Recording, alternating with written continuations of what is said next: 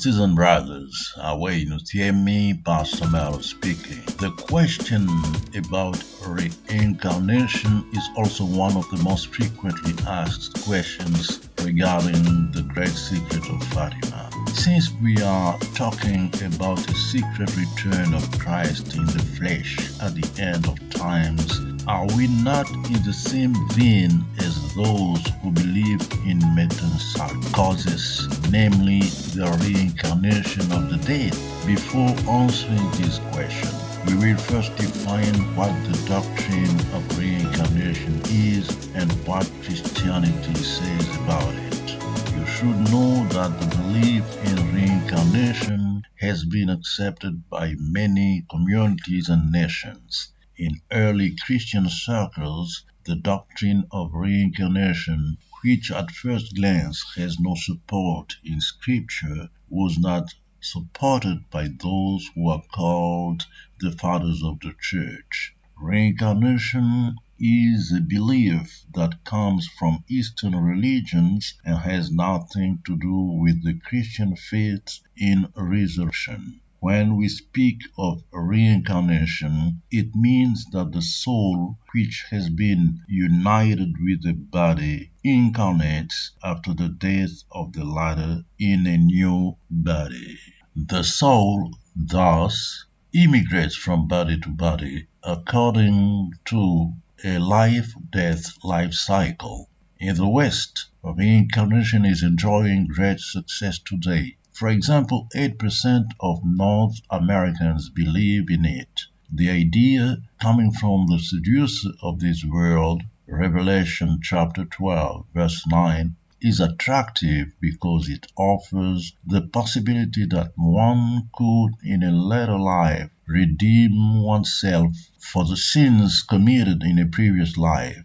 Reincarnation thus appears as a kind of insurance against death, a rather attractive way of living again after death. But for Buddhism in particular, it is rather a condemnation to relive again and again until one is worthy to enter nirvana, that is to say, in complete disappearance. It is nirvana which in Buddhism expresses the idea of salvation, that is to say, the deliverance from the need to be reborn and die constantly, the cessation of the pain inherent in all existence. It also sweeps away the terrifying question of hell, where the damned will spend eternity. For the Christian, on the contrary, salvation is the passage into another dimension of being, which the Apostle Paul calls the spiritual body. While in reincarnation, salvation is to end up disappearing,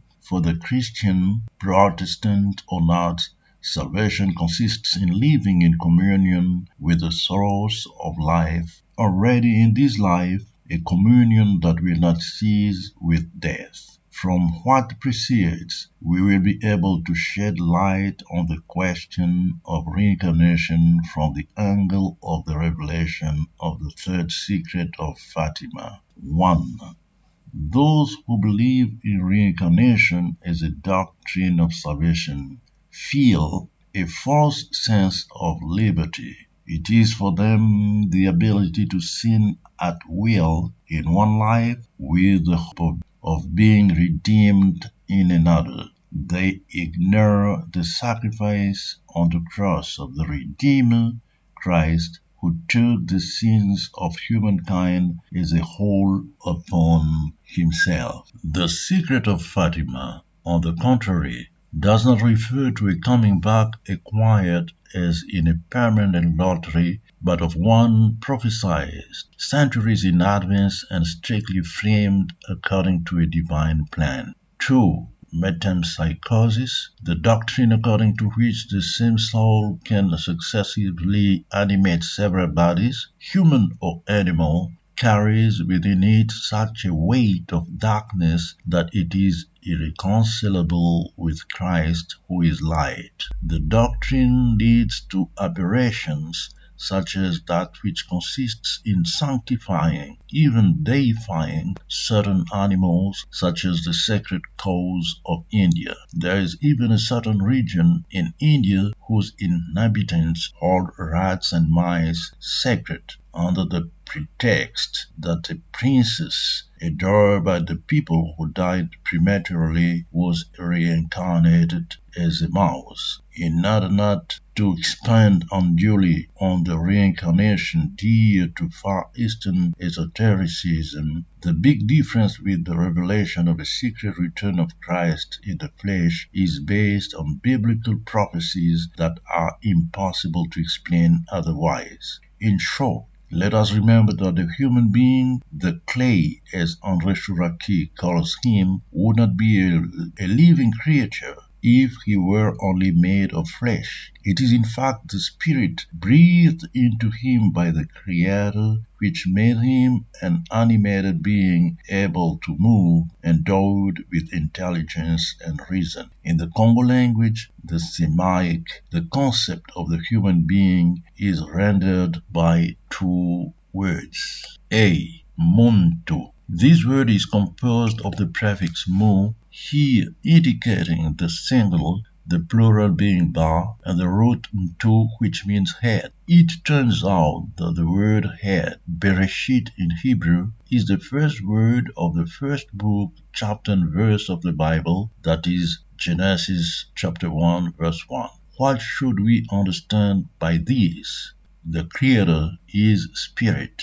John chapter 4, verse 24. He therefore calls in spirit upon mankind from the beginning, Bereshit Muntu, although he will create men last on the sixth day, in order that man never forgets that the Most High's Word, materialized in a collection of holy books, the Bible, will be man's daily spiritual food. Consequently, the human being is, like the Creator, first of all, spirit. This being said, let's go to the second term, which in Kikongo Semitic defines mankind.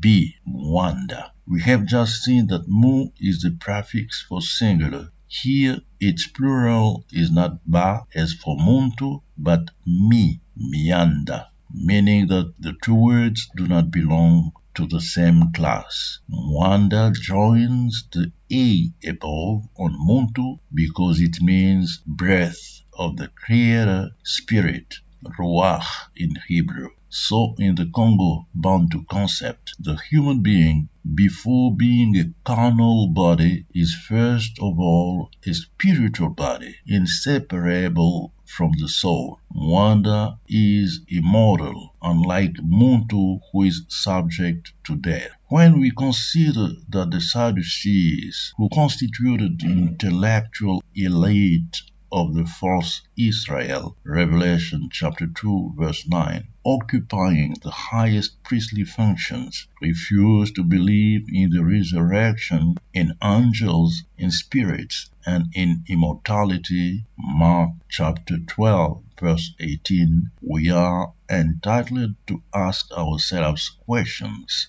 We realize that the Bantu African, through his solely, is naturally more in tune with the Word of God than those famous Sadducees who at the time of Christ fulfilled the function of high priest, controlled the administration, the worship in the temple, and the Grand Sanhedrin. In the Bantu roots of Latin, we explain that it is from the combination of the two terms muntu, mwanda, that the Latin speaker, who at the time had learned a lot from us, coined the term mundus, i.e. mankind, humanity.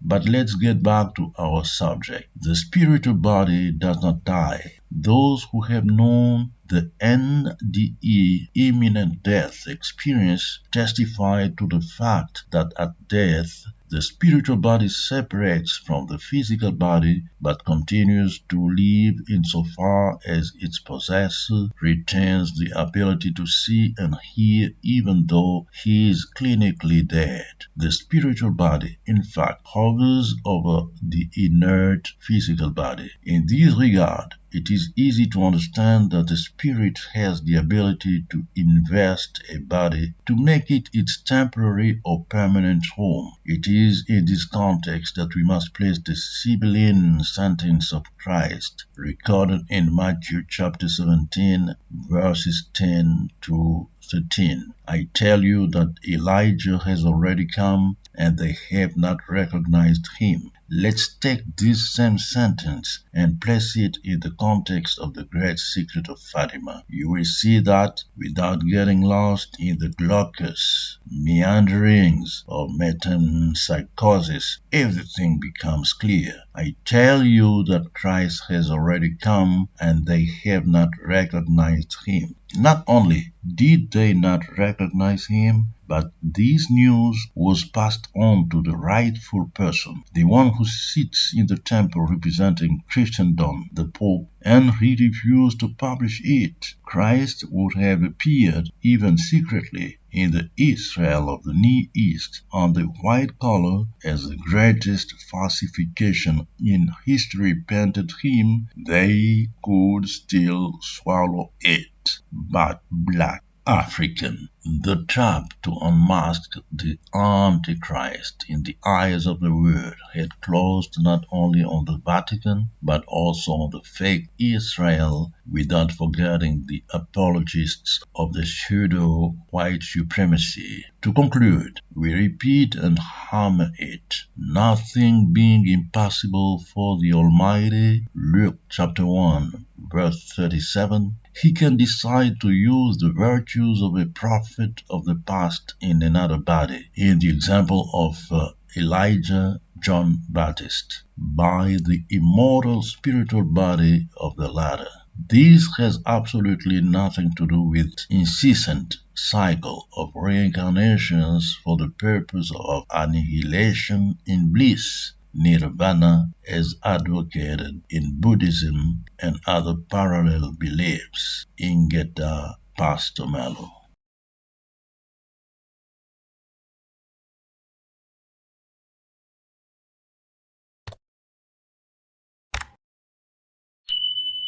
C'est loué, monongele, lusala eluvuvamu. Gele kwa tata, ngele baka, ngolo zampa.